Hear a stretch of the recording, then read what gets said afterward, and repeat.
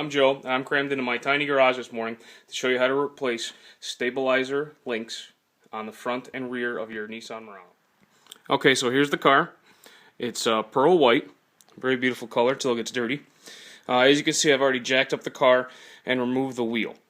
Now, if you can't get this far without instructions, which is one of the reasons I just skipped the instructions for, because I think if you're going to work on stabilizer links, you should be able to safely jack up your car and get inside the wheel well. Okay, so just to give you some orientation, we are on the driver's side of the car. I've got my rotor here, strut body, and this down here, this is your actual stabilizer bar. This goes from the driver's side to the passenger side of the car. The link should be attached to this ball right here and to the back of this bolt up here.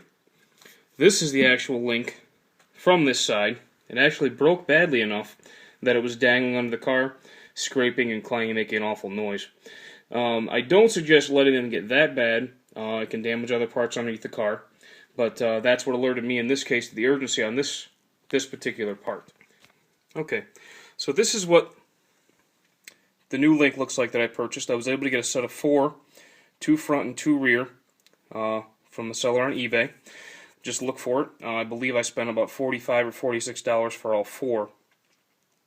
As you notice, there is, let's see here, there's the nut on the very end, and then there's also a hex head here. This is not actually a nut. This just helps you tighten this bolt down when it's in place. Because if you tighten this to a certain point, then this entire assembly will start to spin, because this is a ball joint that's in here, so it needs to have some play. So that's why it would spin if you don't use this backup. We'll call this a backup nut, even though it's not actually a nut. So, but first what I need to do is I need to get the remnants of this old piece out. So what we have in here at the top is we have just the end of the top, and then down here you can actually see that ball joint that I mentioned. That's the inside of the ball joint, which shows why that bolt would spin. That's a much better, there you go. So now you can see the inside. That is what is actually inside the head of each end of your stabilizer link. And that allows the stabilizer bar to move up and down in a controlled manner so that it helps keep the front end of the car more stable. Just a side note, the stabilizer bar is used primarily, its primary function, as I understand it, is to maintain stability while cornering or turning, because of the physics involved in an action like that. One part of the car wants to lift up off the ground. So what the stabilizer bar does for you is it helps transfer some of that weight and rebalance the center of gravity, so to speak, to try and keep both sides of the car on the ground with as equal force as possible. However, with just the stabilizer bar there, you can't do anything without these links that we're replacing today. Otherwise, you just have this piece of spring steel just sort of wobbling around under the car. Right now, I can move it a little bit, but I've already replaced the other side, so there's a little bit of tension on the other side. But as I described, if both sides aren't connected, then the stabilizer bar is doing you no good. Alright, so what I've got here is in the factory configuration, the backup nut behind this flange is a 19 mil, and the nut on the front that you can see is a 17 mil. In this case, I'm using a combination wrench on the back with the open end, and that's a good reason for that. Is this is supposed to be right here, like this. So you're just reaching to that nut that's right there. So I'd plan on using a scenario kind of like this. I would stay away from using power tools, air tools, impacts on these particular parts because they have the rubber boots around them and they have grease in them. This is one job that would probably be best to use your manual tools as much as possible, because you really don't want to rip up those boots or overheat that grease. Okay, so as you can see, I got the upper remnants of that stabilizer link out.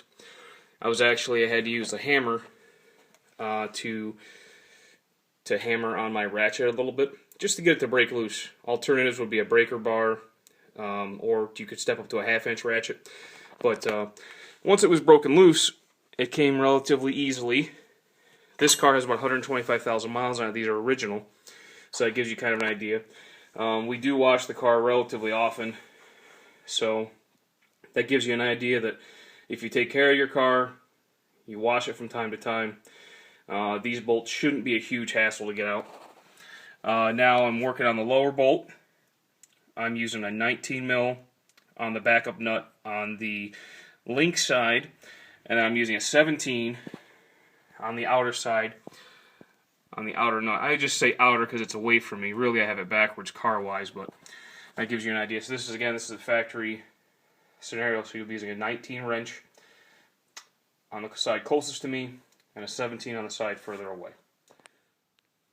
So I got the lower bolt removed also, and as you can see here, down here, what I did is I put the lower end of the new stabilizer link through the hole that was left, and I put the nut on just finger tight.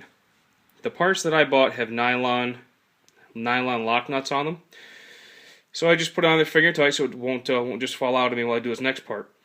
Now, if you can see here, maybe kind of tough to see, the upper part of this link right now is not lining up with that hole. Part of the reason for that is the stabilizer bar itself is always under spring pressure. So right now, because this is disconnected completely and the other wheel's on the ground, I actually have to put some pressure on that stabilizer bar in order to bring that the end of the link, down where I can fasten it through that hole. I'm gonna try doing that with a tool nicknamed a pickle fork, or a ball joint separator, tie rod removal tool, pickle fork. It'd be a pretty big pickle. So I'm going to try and use the subframe to my advantage and pry downward. And I think if I do this without my phone in my hand, then I'd have more success. But let's see here. Yes, that would get me far enough. So I'm using where that front bushing goes, the front part of the control arm, and I'm prying downward at that joint. And that's giving me some pretty good leverage. So if I push that hard enough, I'll be able to get that through that hole and start the nut. Yep, that did the trick, and I didn't have to use quite as much force as it looked like. It was just a little awkward holding my phone here at the same time. Don't forget that these links are flexible. So I was able to point this downward a little bit to aim at the hole, and then pry downward as I described, and pop it right in the hole. Don't worry that that stud is a little crooked right now. As you tighten it, it'll straighten out for you, and it'll end up perfectly straight. So here's a final view of what the new stabilizer link looks like when it's installed. I don't have official torque ratings on these bolts for you. Some people are concerned about that, some people aren't.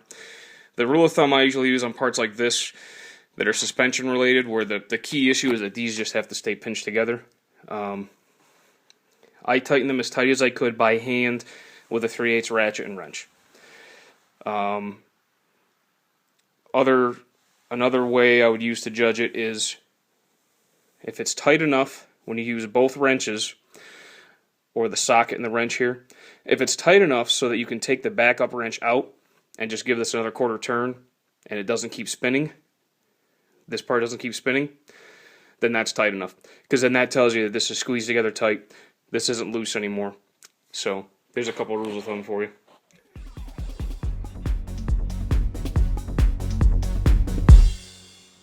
Okay, so this is what the rear driver's side stabilizer bar link looks like on the Nissan Murano. Mine's a 2006 again. And I'll show you what it looks like with the wheel off. I'll show you where to find the part and how to replace it. Again, as you can see, I've already removed the wheel. I've got the vehicle jacked up underneath. As with anything else like this, you're taking these projects on at your own risk. I recommend using a jack and jack stands typically. So that's where we are. Again, this is the driver's rear wheel. And you'll find this stabilizer bar link right here. It's the same part I just showed you on the shelf. It links at the bottom to the actual stabilizer bar. This continues over to the other side of the car. It links to the top. It actually links, in this case, to the upper control arm. So this is the bolt you're looking at for the top of this link. This is the bolt you're looking at for the bottom. Behind this here there's a backup nut to attach a wrench to.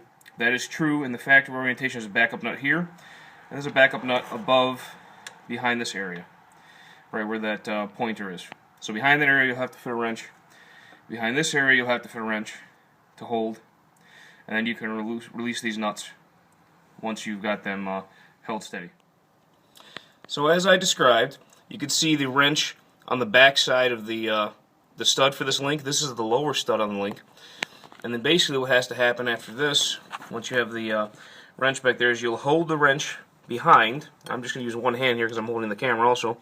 And then you'll be able to, with the one wrench behind, you'll be able to turn this nut a little bit at a time. So that's why you have to hold this wrench here and then loosen this front nut. As you can see, I've already loosened it somewhat, but that's the procedure for removing that. I've started to install the replacement link right now, and what you're looking at is you're looking at the top stud on the link, and this particular part that I bought does not have the backup nut provision on the other side where the original ones did. But what it does have is it has a female Allen insert in the front of the stud. So you can see I have an Allen head socket inserted into the stud right now. And what I'm going to do is I'm going to be using the wrench on the nut now while holding the stud. While holding the stud still, I'll be able to tighten that nut the way it needs to be tightened. And then I'll repeat the same procedure down below. You can get a better view there of how it has the Allen head. This is the lower link you're looking at now. So that's an alternate way. If it doesn't have the backup stud behind it, the part that you buy may have a provision like this to be able to make sure you can tighten it properly.